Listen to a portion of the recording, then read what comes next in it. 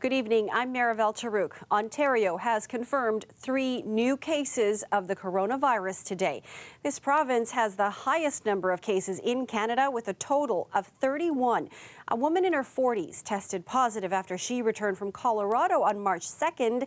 She went to Sunnybrook Health Sciences Center's emergency department, was tested, and sent home that day. She remains in self-isolation. Another case is a woman in her 60s who returned from France on March 2nd. She went to Scarborough Health Network yesterday and was sent home after testing. And a man in his 60s went to North York General yesterday after returning from Washington, D.C. on March 3rd. Although the numbers are climbing on a daily basis, health officials are reminding people that COVID-19 is not circulating locally in Ontario. However, they are preparing for that possibility. One way is by setting up testing centres near hospitals. Angelina King has more on that. In an effort to stay prepared and take pressure off emergency rooms, special COVID-19 screening centres are coming to the GTA. One run by Michael Garron Hospital in East York is being set up at a medical building across the street. The biggest concern when a pandemic like this may potentially hit is that the emergency department doesn't get overloaded for all of the other patient needs that still happen in the community for all the other sick patients. Plus, he says it reduces the risk of spreading the virus to others in the emergency room. And if they need to go there once tested, it's right across the street. The hospital says it'll be able to test up to 150 people a day. We've heard from some healthcare practitioners who have concerns about exactly where the screening center will be. The building also includes a cafe, a pharmacy, an active seniors living center, and just around the corner is the entrance to an elementary school, which is attached to the building. The hospital says the screening center will have a separate entrance and space. Plus, a drive-through testing option is being considered. The same site served as an assessment center during SARS and H1N1. The hospital says it consulted with some tenants of the building, and there's a meeting tomorrow to share plans and discuss concerns. Meanwhile, this post by a Toronto doctor and infectious disease specialist has gone viral, saying he's not afraid of COVID-19, but he is afraid of the unreasonable fear it's causing some. We have to maintain some degree of functionality in our everyday life. You can't stop living. You can't stop using public transit. You can't stop traveling entirely because the global economy and our everyday lives depend on being able to maintain those things at least at some level. As for the screening centers, the one in East York will be up and running within a week or two. The province says it's asked more hospitals to set up similar centers. Angelina King, CBC News, Toronto. Elsewhere in the country, there are now 4 cases of COVID-19 in Alberta. 3 cases are presumptive. 1 has been confirmed. As soon as these cases were identified last night, we took action to protect the public and limit the spread of the virus. Health officials are reaching out to all individuals who may have been in close contact with them. 3 of the 4 patients are connected to the same cruise ship, the Grand Princess. There are 4 cases in Quebec. 2 are confirmed, while the other 2 are presumptive, and 27 cases in BC. Those, along with the 31 here on Ontario, bring the total of cases in Canada to 61 confirmed and 5 presumptive. And still ahead, Canadians stuck on that cruise ship off the coast of California are coming home. A plane will bring the more than 200 Canadians on the Grand Princess to Trenton. And 16 million people in the north of Italy are on lockdown. As the coronavirus spreads there, we will have those stories coming up. 2 people are dead and 2 others injured after a shooting in Hamilton. It happened inside a bar in the early morning hours. Police say while there were many witnesses, they are still trying to put the pieces together. Kelda Yoon reports. Ho Win lives right across from where the shooting happened.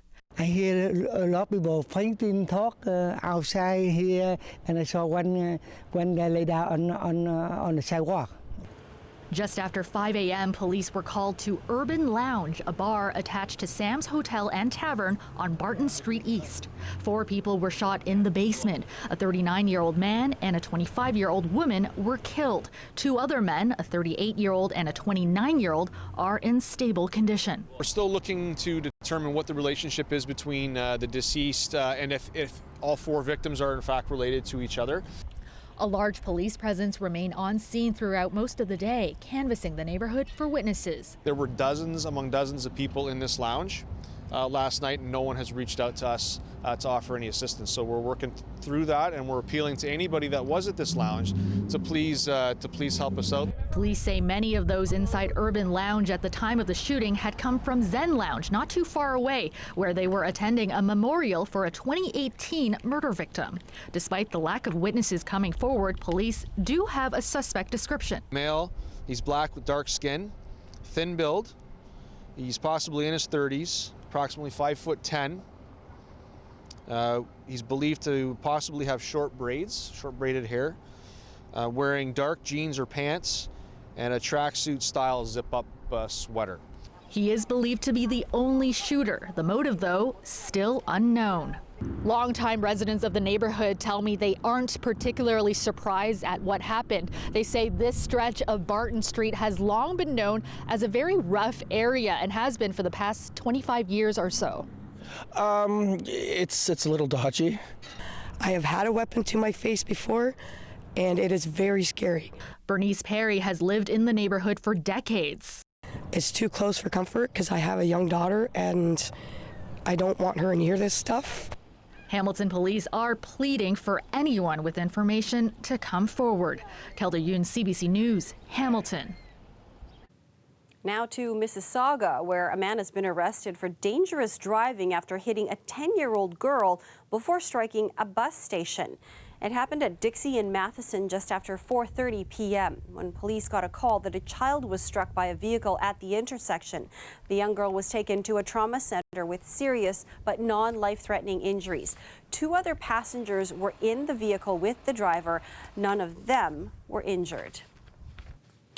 And here in the city, an electrician was seriously hurt after getting electrocuted and burned in the financial district this morning. It happened near Bay and Adelaide just before 8 a.m. in an industrial accident explosion.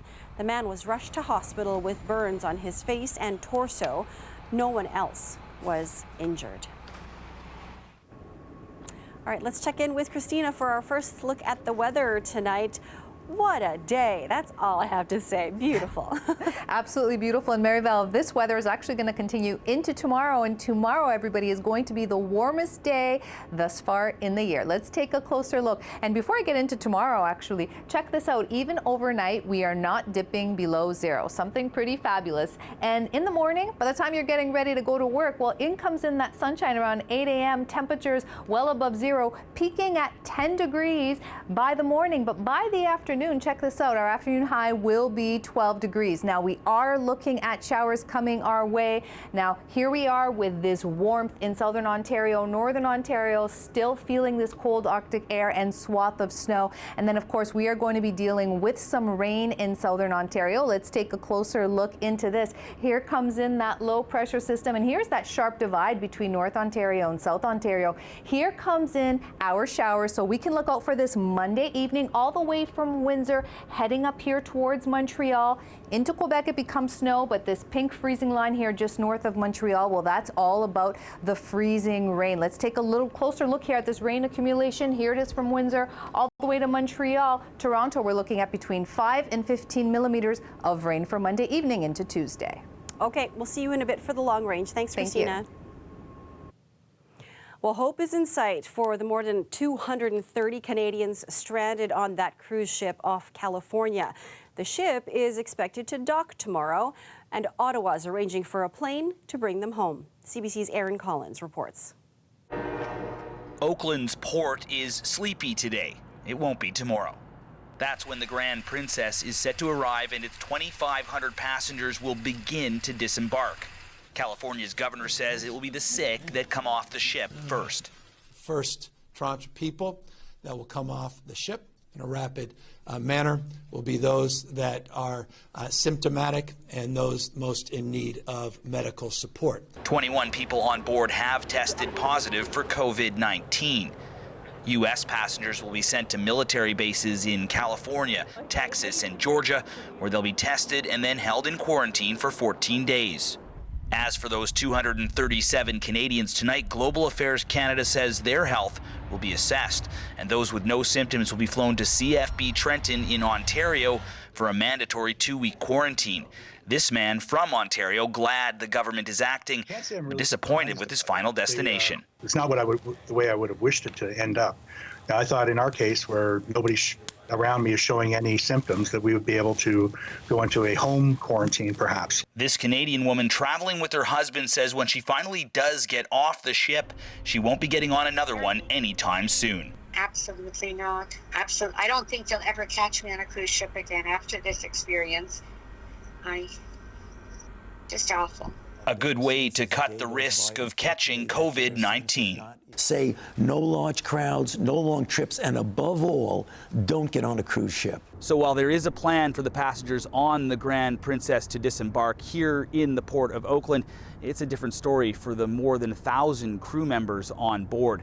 They will stay where they are, quarantined on the ship, either here in port or back out at sea. Aaron Collins, CBC News, Oakland.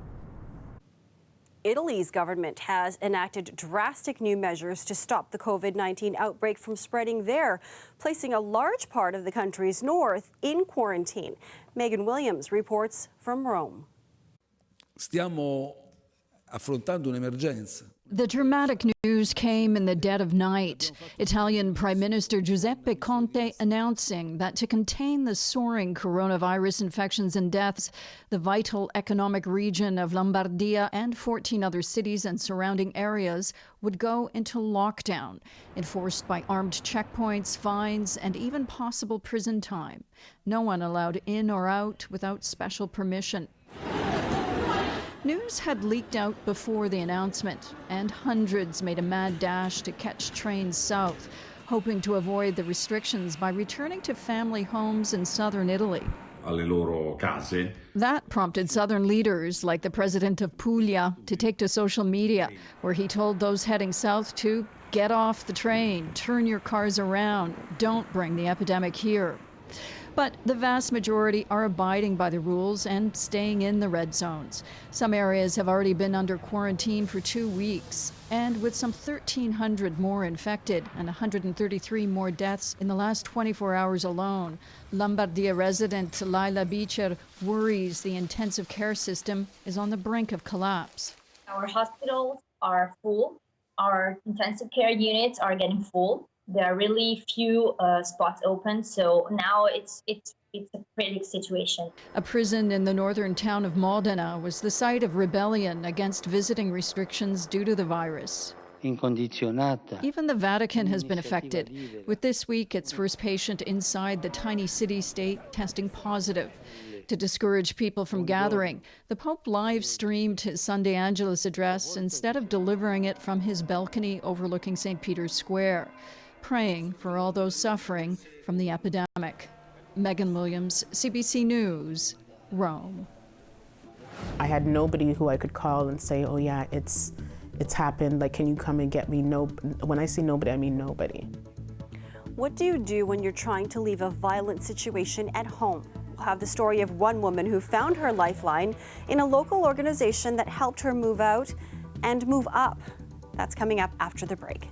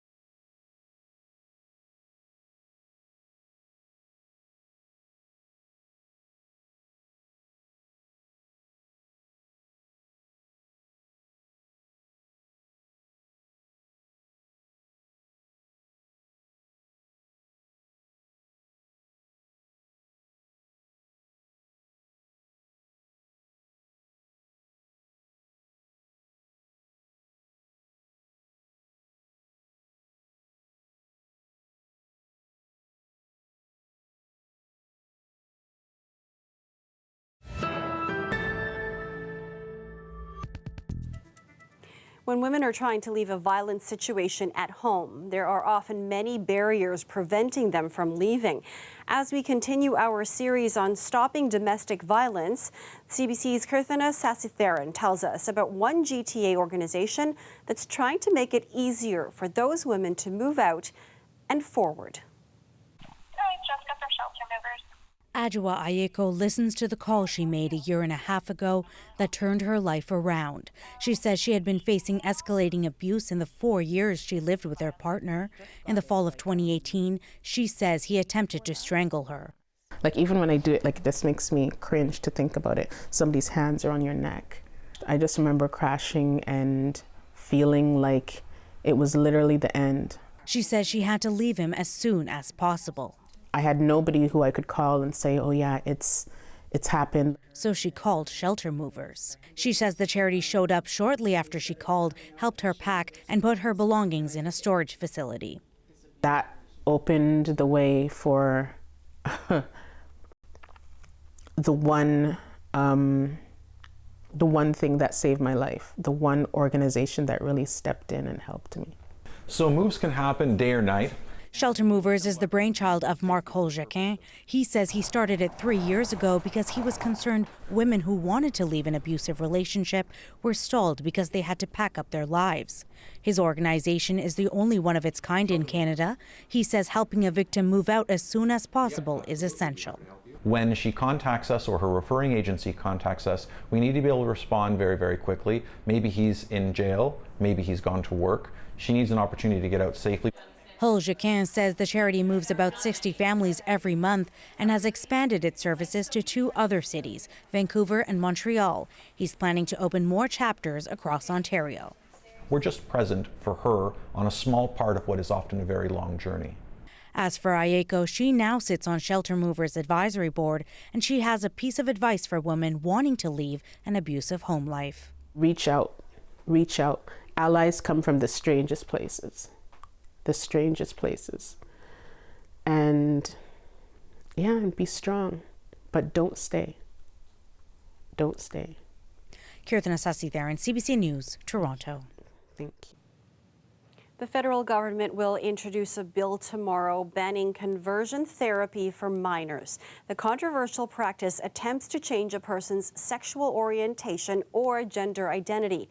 Critics say the consequences can be devastating. The CBC's Ashley Burke reports.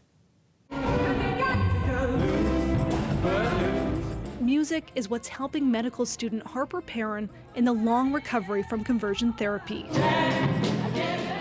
Still struggling half a decade later.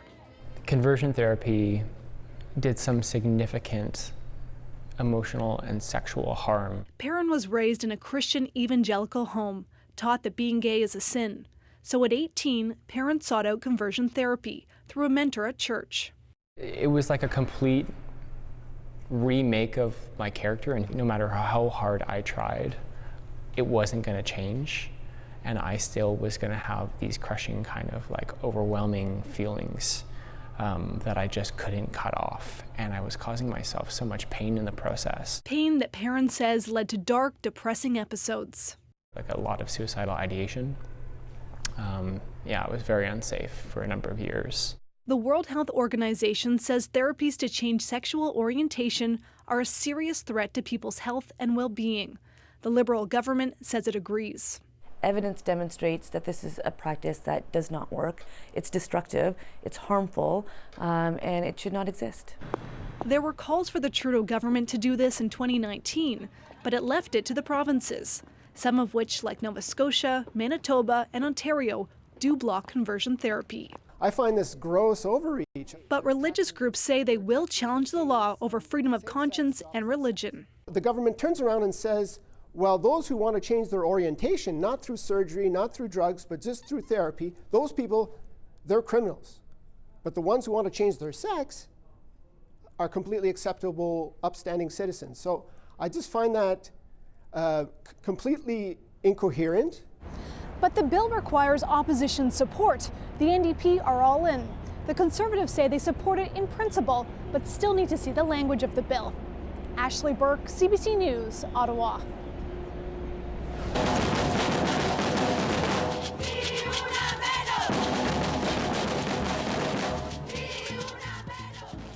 Thousands of people took to the streets downtown to celebrate International Women's Day.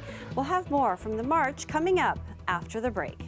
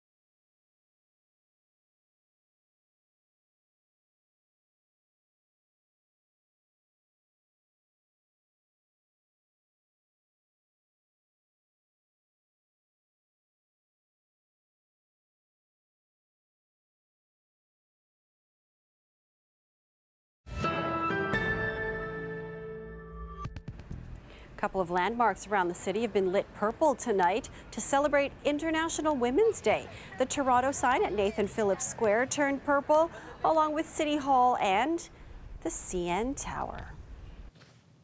And the celebrations did not stop there. Thousands marched and rallied through downtown Toronto this afternoon to mark the annual global event.